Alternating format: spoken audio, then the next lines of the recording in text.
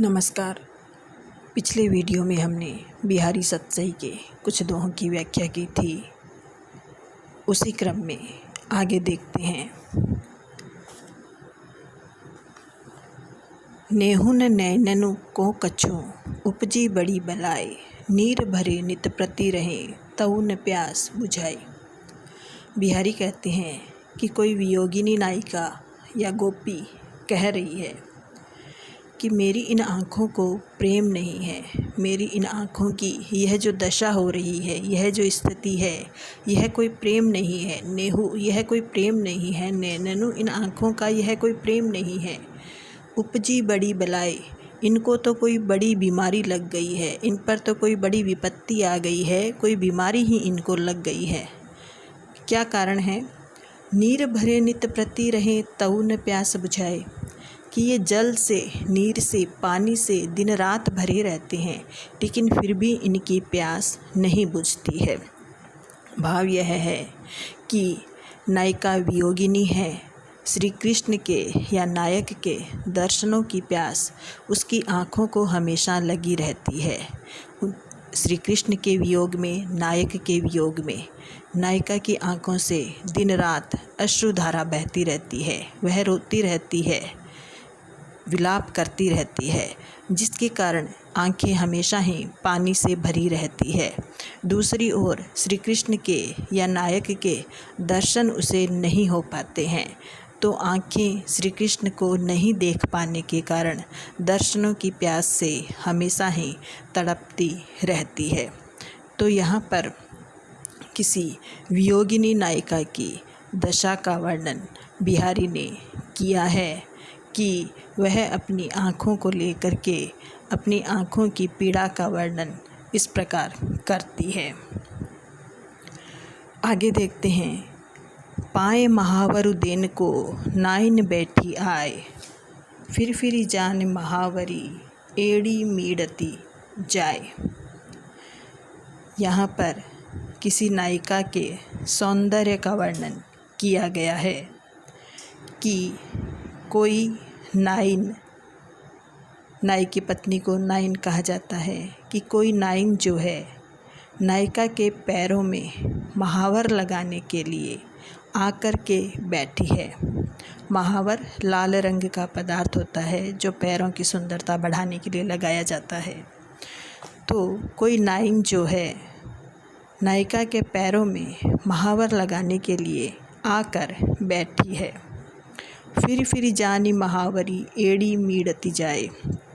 महावरी कहते हैं लाल रंग की गोली होती है महावर की, और उसको पैरों पर रगड़ा जाता है या उसमें रुई को डुबो करके पैरों पर मसला जाता है। मीड़ती, मसलना।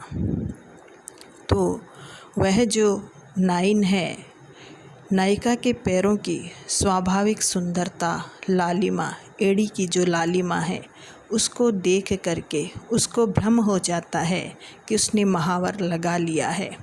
पैर, एड़ियाँ स्वाभाविक रूप से लाल हैं, सुंदर हैं, और नाइन को भ्रम हो जाता है कि उसने महावर लगा दिया है।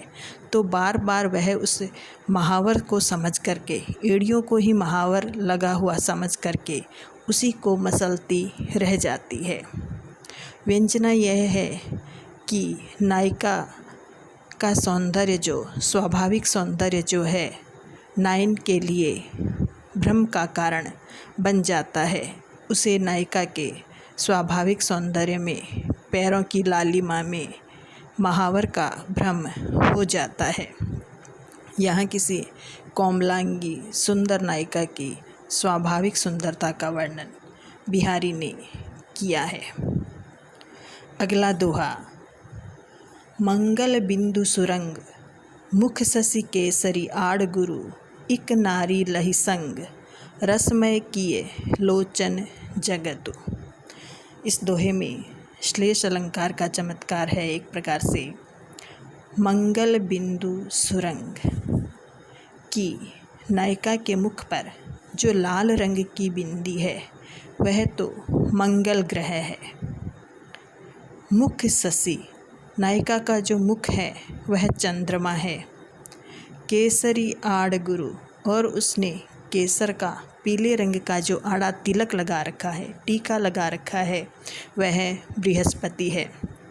मंगल, चंद्रमा और बृहस्पति ये तीनों ग्रह हैं और कवि ने नायिका के शरीर में इनकी कल्पना की है कि नायिका ने जो लाल रंग की बिंदी लगा रखी है वह तो मंगल ग्रह है, मुख चंद्रमा है और केसर का जो आड़ा तिलक है वह बृहस्पति है। एक नारी लही संग रसमय किए लोचन जगत, कि एक नारी ने इन तीनों को अपने शरीर पर धारण कर रखा है और तीनों को एक साथ अपने शरीर पर धारण करने से उसकी सुंदरता इतनी बढ़ गई है कि उसने संसार को, आँखों रूपी संसार को रसमय कर दिया है, प्रेममय कर दिया है। अर्थात इस सौंदर्य के साथ नायिका को जो भी देखता है उसकी आँखें प्रेममय हो जाती है, वह नायिका के प्रति प्रेम से भर जाता है। दूसरा अर्थ यह है कि मंगल ग्रह, चंद्रमा और बृहस्पति, यह ज्योतिष शास्त्र के अनुसार है कि मंगल ग्रह, चंद्रमा और बृहस्पति जब तीनों एक ही नाड़ी पर होते हैं तो संसार में घनघोर वर्षा होती है, पूरा संसार जलमय हो जाता है।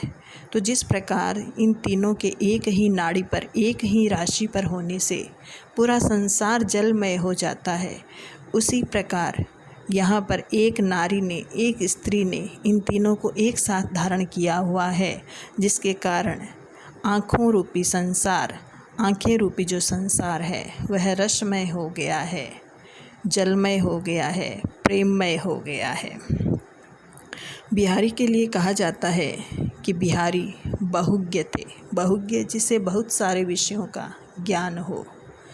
तो जो यह इस प्रकार के दोहे हैं, इन दोहों के कारण ही बिहारी को बहुज्ञ कवि कहा जाता है। प्रश्न भी पूछा जाता है, बिहारी की बहुज्ञता सिद्ध कीजिए।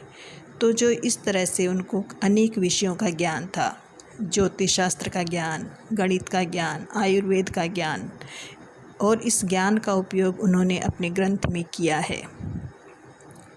तो यहाँ पर बिहारी के ज्योतिष शास्त्र के ज्ञान की झलक देखने को मिलती है। आगे देखते हैं। अंग अंग नग जगमगत, दीप सिखासी देह, दिया बढ़ाए हूँ रहे बड़ो उजारो गे है। यहाँ पर किसी नायिका के सौंदर्य का अतिशयोक्तिपूर्ण वर्णन किया गया है कि नायिका के शरीर पर प्रत्येक अंग इतना सुंदर है कि वह आभूषण में जड़े हुए नगों के समान, रत्नों के समान जगमगा रहा है। दीप शिखा सी देह है, नायिका का जो शरीर है वह दीपक की लौ के समान है और उसके शरीर के जो अंग हैं वह नगों के समान है।